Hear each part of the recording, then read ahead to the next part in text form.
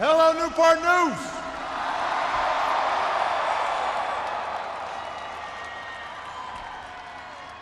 Well, it is good to see all of you here today. I want to thank your CEO, Mike Petters, for showing me around. I usually don't get a chance to hang out with nuclear submarines, especially submarines that my wife has sponsored. So right there, that was worth the trip. But most importantly, it's a great chance to see the incredible men and women who every single day are helping to keep America safe and are just the bedrock of this country's manufacturing base. Thank you to all of you.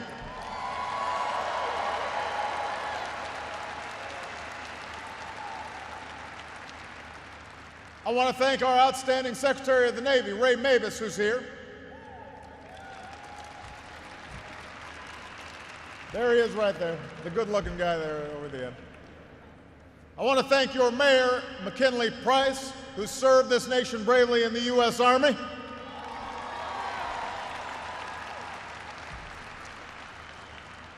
I want to thank two outstanding congressmen who care about this facility, care about Virginia, and care about the country. Congressman Bobby Scott is here.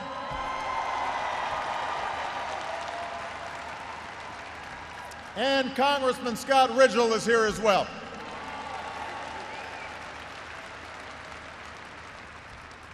Now, the reason I came here today, in addition to seeing just some incredible stuff, it's true, every time I come to these places, I don't know how y'all do it. It is just amazing work. But the main reason I'm here is to call attention to the important work that you're doing on behalf of the nation's defense, and to let the American people know that this work, along with hundreds of thousands of jobs, are currently in jeopardy because of politics in Washington. In a few days, Congress might allow a series of immediate, painful, arbitrary budget cuts to take place, known in Washington as the Sequester. Now, that's a pretty bad name, Sequester, but the effects are even worse than the name. Instead of cutting out the government spending we don't need, wasteful programs that don't work, special interest tax loopholes and tax breaks, what the Sequester does is it uses a meat cleaver approach to gut critical investments in things like education and national security, in life-saving medical research.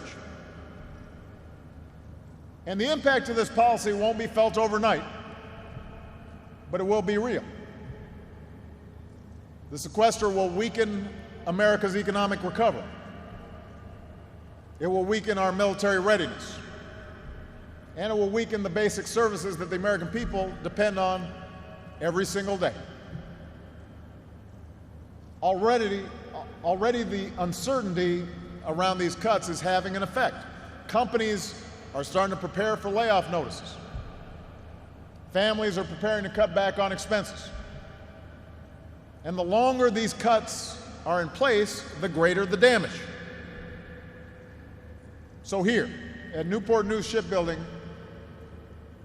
you guys have made an enormous investment because we've said, in order to maintain the finest Navy that the world has ever known, we've got to make sure that there is an orderly process whereby we are continually upgrading our ships, building new ships, maintaining our ships properly. And these are some big ships.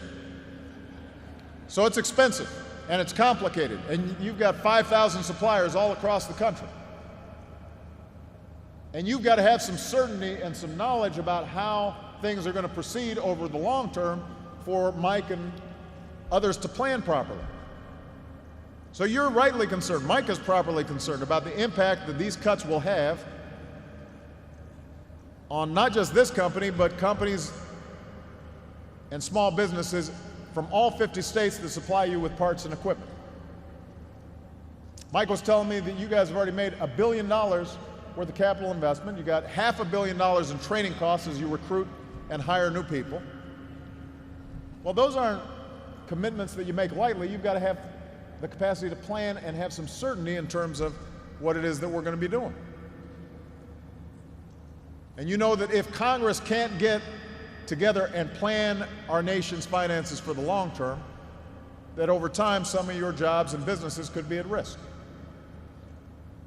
Over the Norfolk Naval Station, the threat of these cuts has already forced the Navy to cancel the deployment or delay the repair of certain aircraft carriers. One that's currently being built might not get finished. Another carrier might not get started at all, and that hurts your bottom line. That hurts this community. Because of these automatic cuts, about 90,000 Virginians who work for the Department of Defense would be forced to take unpaid leave from their jobs. So that's money out of their pockets, money out of their paychecks. And then that means there's going to be a ripple effect on thousands of other jobs and businesses and services throughout the Commonwealth.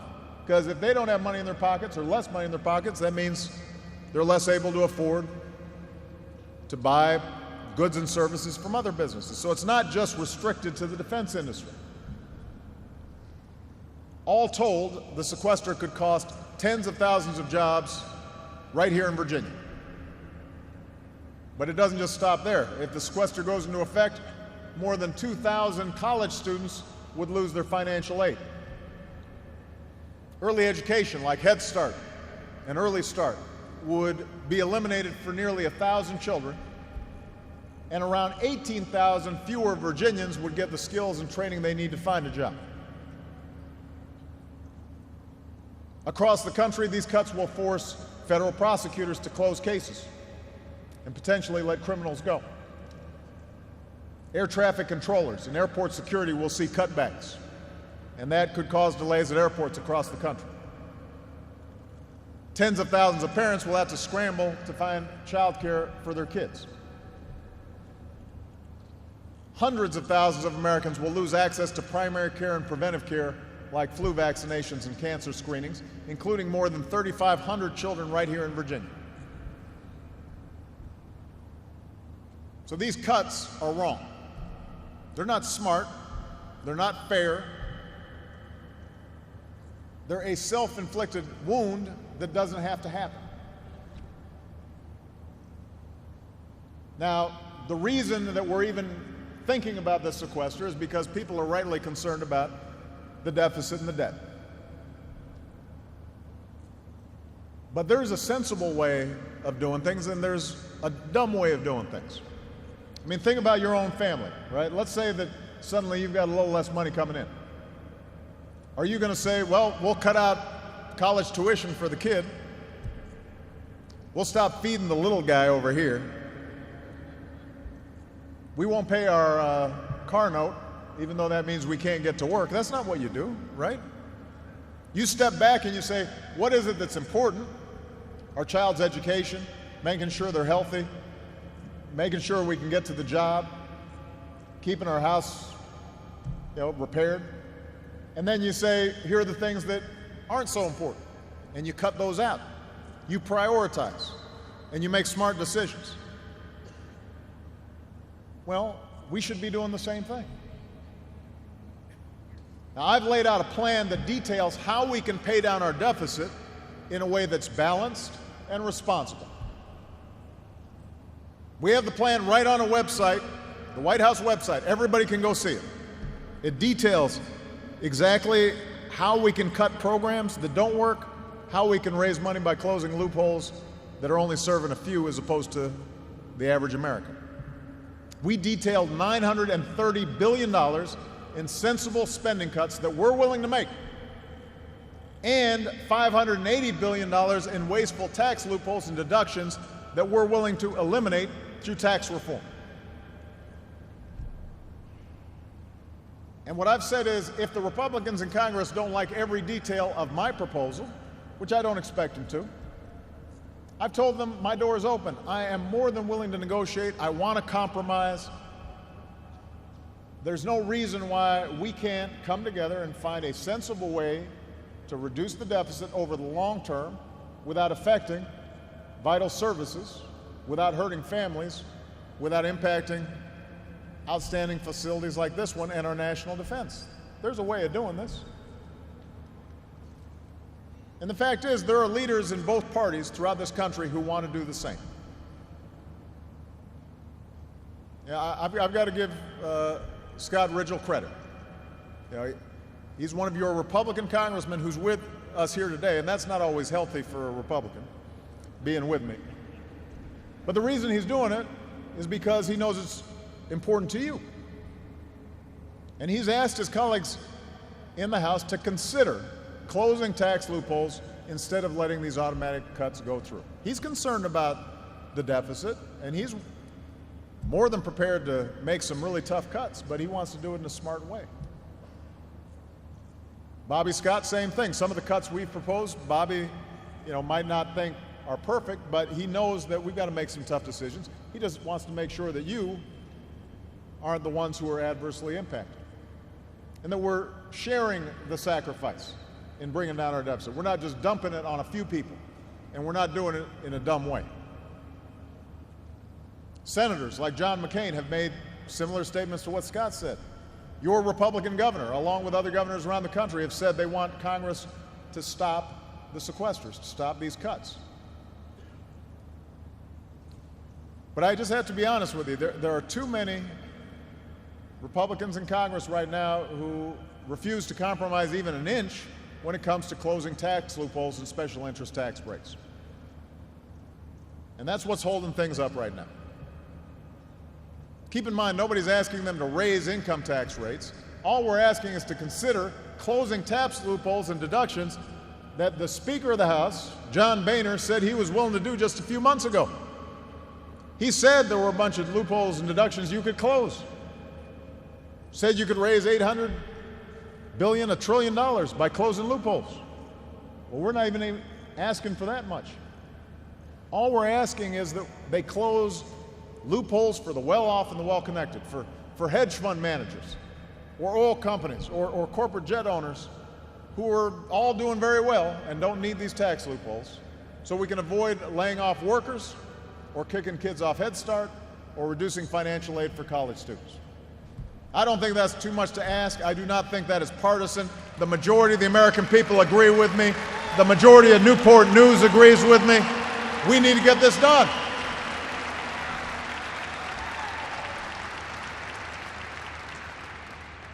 But the choice is up to Congress. Only Congress has the power to pass a law that stops these damaging cuts and replaces them with smart savings and tax reform.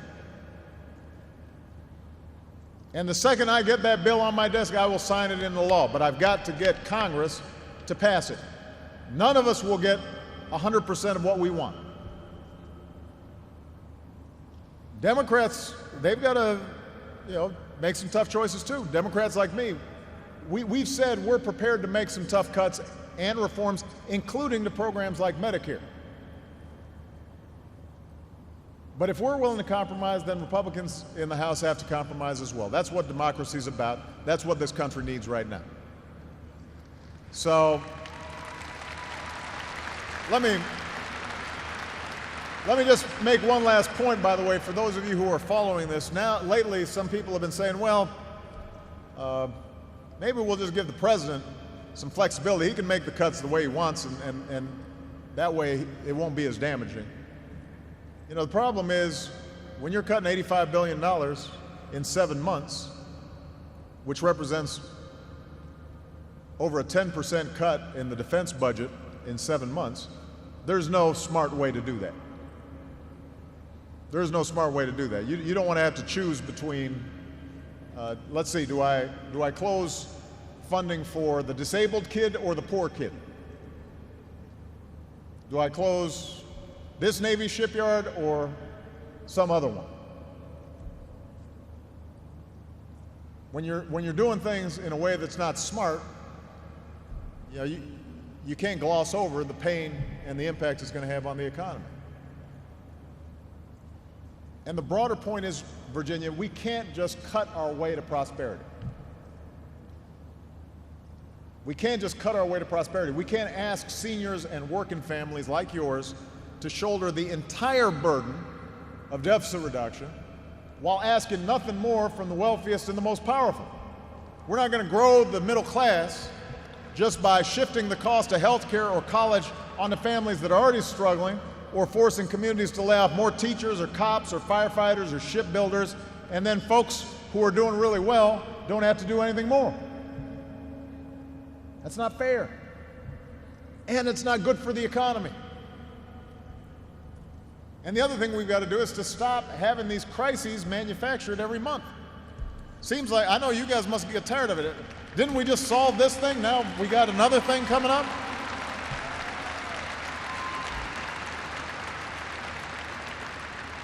I mean, think about if Mike Peters ran his business this way. Once every month or two, there'd be some crisis and you wouldn't be sure whether or not you were working or not. And even if it got solved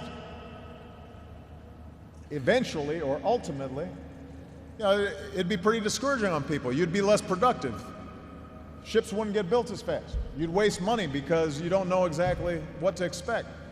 Folks aren't sure, am I showing up to work today or not? If it's not a good way to run a business, it's sure not a good way to run a country.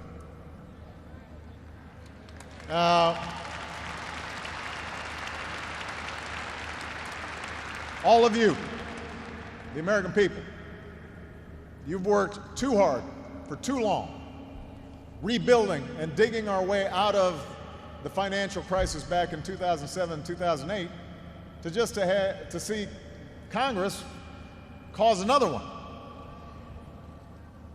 The greatest nation on earth can't keep on conducting its business, drifting from one crisis to the next.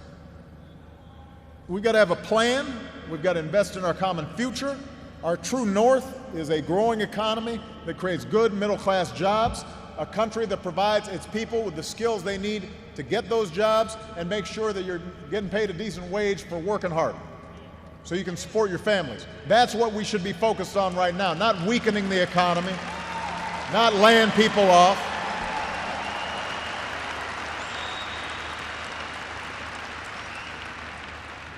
That's what we should be talking about in Washington. And if you agree with me, I need you to make sure your voices are heard. Let your leaders know what you expect of them. Let them know what you believe. Let them know that what this country was built on was a sense of obligation to not just each other, but to future generations. That we've got to shoulder those obligations as one nation and as one people. You know, I was in a conversation with some of the governors from across the country yesterday, and I told them, I said, I've run my last election. Michelle's very happy about that. I'm not interested in spin. I'm not interested in playing a blame game. At this point, all I'm interested in is just solving problems. All I'm interested in is making sure that when you get up early in the morning and get to this shift at 5:30 in the morning, that you know if you do a good job and if you work hard and if you're making sure that all the parts to this incredible ship that you're building is where they need to be, if you're doing what you do, then you can go home feeling satisfied. I did my job, I did my part, I can support my family. I can take pride in what I've done for this country. That's all I want. I want us to be able to look back 5 years from now, 10 years from now, and say, we took care of our business. And we put an end to some of these games that maybe, I guess, are entertaining for some, but are hurting too many people. But in order for us to make that happen, I'm going to need you. The one thing about being president is after 4 years, you get pretty humble. You'd think maybe you wouldn't, but actually you become more humble. You realize what you don't know. You realize, all the mistakes you make. But you also realize you can't do things by yourself. That's not how our system works. You've got to have the help and the goodwill of Congress, and what that means is you've got to make sure that constituents of members of Congress are putting some pressure on them, making sure they're doing the right thing, putting an end to some of these political games. So I need you, Virginia, to keep up the pressure. I need you to keep up the effort. I need you to keep up the fight. If you do, Congress will listen. If you stand up and speak out, Congress will listen. And together we will unleash our true potential, and we'll remind the world just why it is the United States builds the greatest ships on earth and is the greatest nation on earth. Thank you. God bless you. God bless the United States of America.